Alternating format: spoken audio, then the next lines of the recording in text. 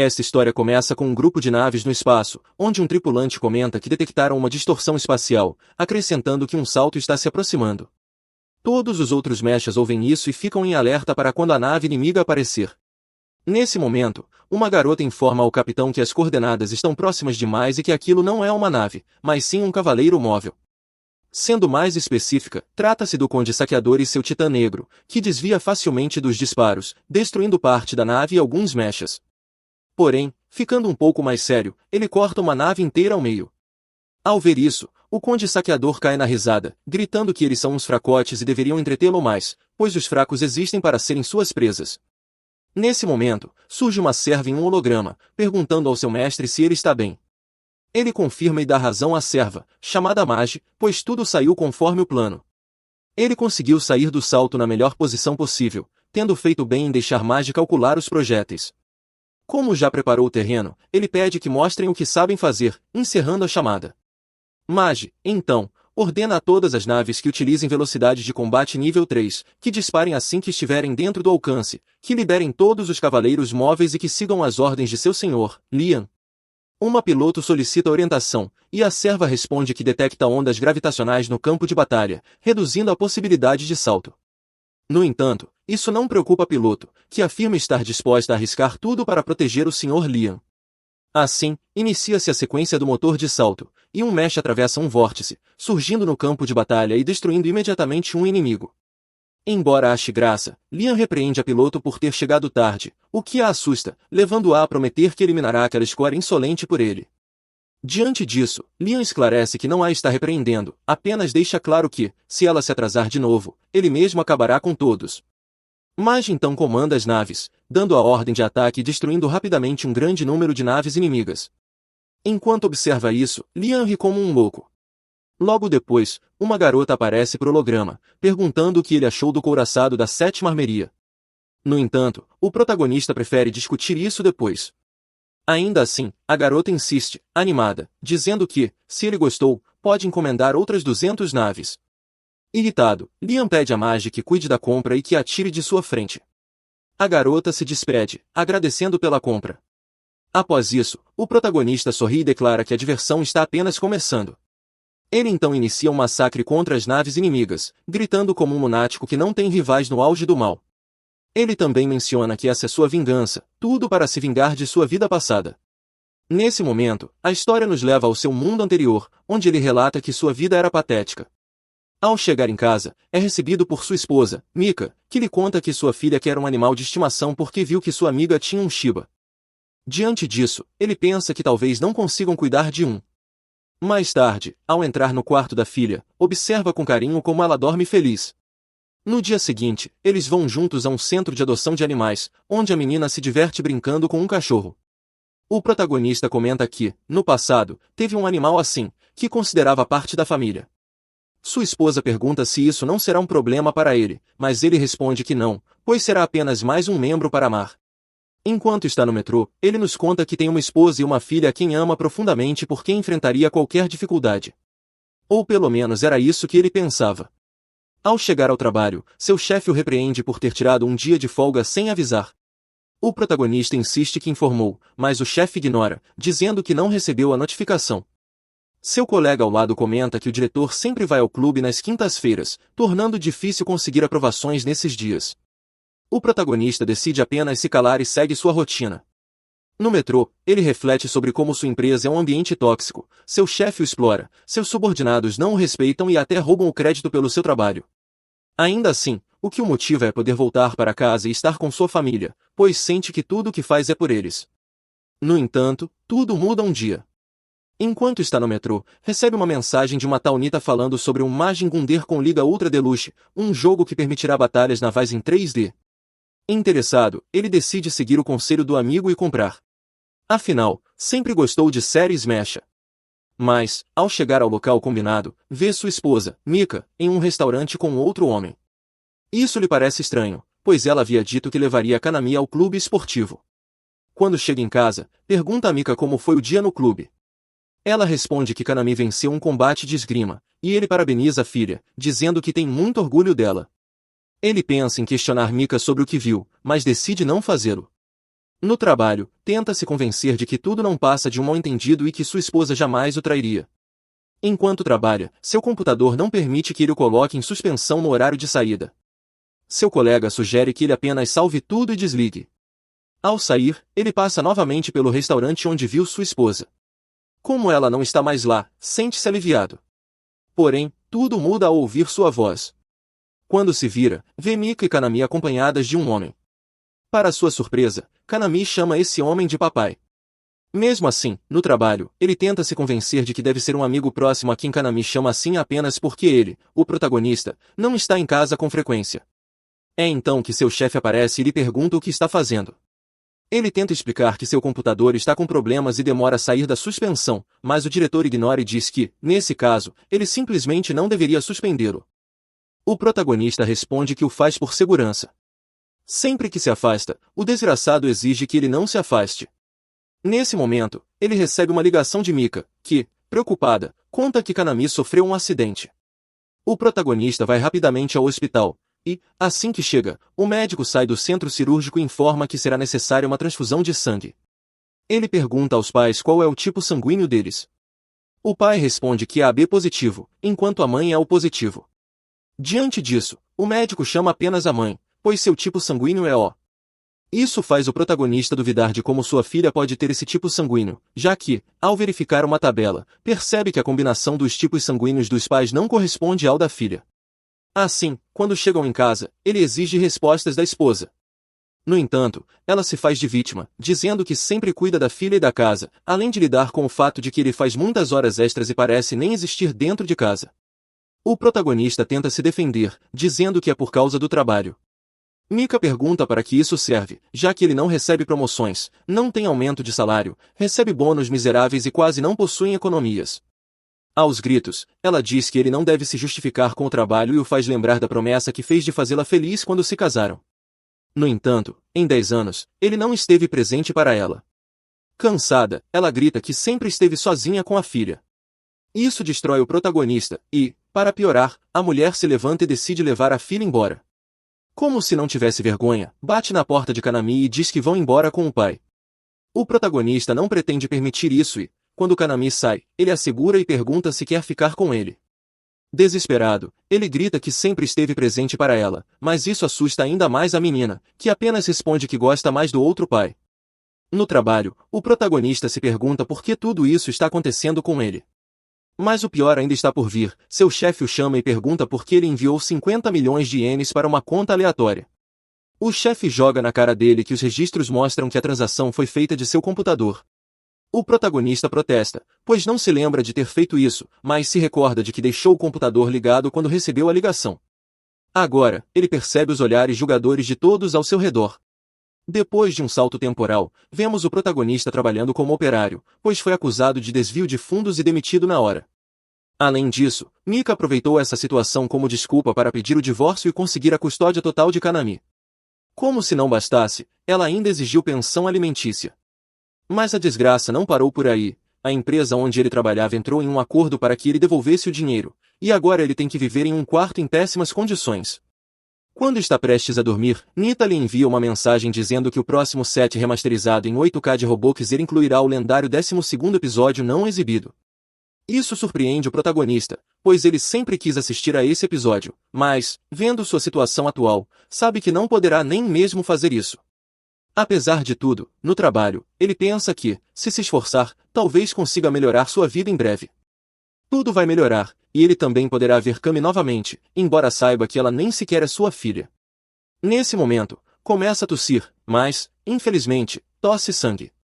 Assim, sua saúde vai piorando cada vez mais, sem que ele consiga pagar pelo tratamento. Ele não pode pedir dinheiro emprestado e, mesmo que pudesse, sabe que não teria como devolver. Agora, em seus últimos momentos, ele se pergunta se sua velha mascote virá vê-lo quando estiver prestes a morrer. No entanto, uma luz roxa aparece e lhe revela a verdade. Foi o diretor quem usou seu computador para transferir os 50 milhões de ienes para si mesmo. Além disso, ele descobre que sua esposa o traiu com esse homem. Ouvindo a conversa entre os dois, o chefe menciona como deixou para o protagonista uma dívida e ainda o obrigou a pagar pensão alimentícia. Mika, por sua vez, responde que, já que deixou que ele se casasse e vivesse com ela, essa era a menor das punições. Acrescenta ainda que só queria genes superiores para sua filha e que não precisava de um filho com um homem como ele. O protagonista, em lágrimas, pede para que tudo isso seja apenas um pesadelo do qual possa acordar. No entanto, um estranho aparece e enfatiza que esta é a realidade. Ele joga na cara do protagonista todo o mal que lhe fizeram e pergunta se ele realmente deixará que escapem impunes. O protagonista não aceita essa ideia e grita que se vingará deles. O estranho se deleita com essa explosão de emoções e decide ajudá-lo, pois o vê como uma boa pessoa. Ao ouvir isso, o protagonista diz para que ele vá embora, pois tudo o que aconteceu foi justamente por ser uma boa pessoa. Ele pensa que quer viver como um verdadeiro vilão, pisando em qualquer um que cruzar seu caminho. O estranho sorri e diz que traz boas notícias, mostrando-lhe suas opções para reencarnar. O protagonista observa todas, mas a que mais lhe chama a atenção é um mundo de mechas e naves espaciais, exatamente como aqueles que ele e Nita gostavam de assistir. Com a decisão tomada, o estranho informa que ele nascerá na casa de um conde que governa um planeta, o que lhe parece uma ótima escolha. Assim, ele assina o contrato com sua impressão digital e reencarna na alta nobreza. Agora, no presente, ele proclama que governará e será o mais maligno de todos, matando impiedosamente qualquer um que se atreva a desafiá-lo. Ele se apresenta como o grande senhor do mal, Lian Serabanfield. No planeta Hydra, é oficialmente o 5º aniversário de Lian, então sua mãe organizou uma festa para ele. Ela também preparou um presente especial e pede que Lian a siga, ativando um feitiço de levitação sob seus pés. Lian faz o mesmo e, ao chegarem à sala ao lado, ele encontra um bolo gigante e uma enorme caixa ao lado dele. Ansioso, Lian desembrulha seu presente e descobre um cubo. Sua mãe explica que é a personalização de personagem para seu próprio AD. Ele pode usar esse controle remoto para selecionar qualquer característica que deseja que seu AD tenha, e então ele será enviado para uma empresa de manufatura para ser produzido. Outras características personalizáveis incluem as orelhas, a boca e várias outras partes do corpo que precisam ser censuradas. Lian pergunta por que ela está dando algo assim para uma criança de 5 anos, mas sua mãe diz que é muito importante. Seu pai então se aproxima e diz que também tem um presente especial para Lian, toda a propriedade da família Banfield. Lian fica chocado ao ouvir que seu pai realmente pretende entregar toda a propriedade para uma criança de 5 anos. Ele pergunta se seu pai está falando sério sobre torná-lo o novo conde, e ele confirma, mas há apenas uma pequena condição que Lian precisa aceitar primeiro. Depois que a propriedade for entregue a Lian, seu pai quer se mudar para uma vila com sua esposa e passar o resto de seus dias em paz. Assim, ele pede que Lian concorde em lhe dar uma mesada todos os meses para receber a propriedade. Lian está tão cego pela perspectiva do poder que não percebe o quão estranho é seu pai estar disposto a entregar tudo para um bebê. Então, quando seu pai apresenta um contrato para ele assinar, Lian simplesmente assina sem sequer ler. Assim que termina, seu pai pega o contrato e diz que ele e sua esposa estão partindo imediatamente. Mas Lian ainda não percebe que, muito provavelmente, acabou de ser enganado. Ele decide simplesmente ignorar as partes suspeitas e focar no fato de que agora é oficialmente um conde. Ele planeja abusar do poder de um conde o máximo possível para garantir que ninguém nunca mais o engane. E ele nunca teria chegado até aqui se não fosse por aquele homem, então é muito grato a ele. No entanto, Lian realmente não deveria ter confiado em alguém que literalmente se alimenta de tristeza e sofrimento. Logo após Lian ser enviado para outro mundo, o homem decide causar um pouco mais de sofrimento antes de retornar ao seu próprio reino. Então, ele volta sua atenção para Amy e o chefe de Lian. Eles ainda estão ocupados rindo no restaurante, e o chefe de Lian brinca que se sente um pouco mal por ter arruinado a vida de Lian daquela forma. Mas Amy diz que não sente nenhuma simpatia por ele, afinal, ele merece definhar por ter desperdiçado 10 anos da vida dela. De repente, um grupo de policiais cerca o chefe e anuncia que ele está preso. O chefe tenta alegar que deve ser um engano, mas a polícia já viu as filmagens das câmeras mostrando que ele incriminou Lian por desfalque. Por isso, ele será trancafiado por um longo tempo. Agora que seu amante está indo para a prisão, Amy ficará completamente falida e miserável, e o guia se deleita com todo o sofrimento que causou. Tudo o que resta é transportar a alma de Lian para o outro mundo, e o homem vai garantir que Lian sofra ainda mais do que sofreu neste. Ele quer saborear cada pedaço das emoções negativas de Lian assim que ele perceber o quão ruim sua vida será. Além disso, as expectativas de vida nesse mundo são muito mais longas, então Lian terá que sofrer por séculos. Enquanto isso, no novo mundo, um planeta está sob ataque dos piratas fantasmas. Mas, quando o capitão pensa que está prestes a vencer, vários de seus homens explodem de repente. Em meio ao caos, ele avista a cavaleira da princesa de Lê flutuando de maneira ameaçadora. Cristiana, a primeira princesa do reino sagrado de Lê, é uma lutadora extraordinária. Assim que entra na batalha, os piratas começam a cair como moscas. Com a ajuda dela, o exército de Lê começa a empurrar os piratas para trás, mas, mesmo depois que eles começam a recuar, Cristiana ordena que seus soldados continuem atacando. Eles precisam dar um exemplo para que ninguém mais tente algo tão tolo. Enquanto isso, Liam acaba de receber seu AAD e está muito empolgado, mas não esperava que ele viesse embalado como uma boneca. Seu mordomo explica que tudo o que ele precisa fazer para abrir a embalagem é tocá-la. Assim que Liam toca, a empregada cai no chão e se apresenta como a Migi.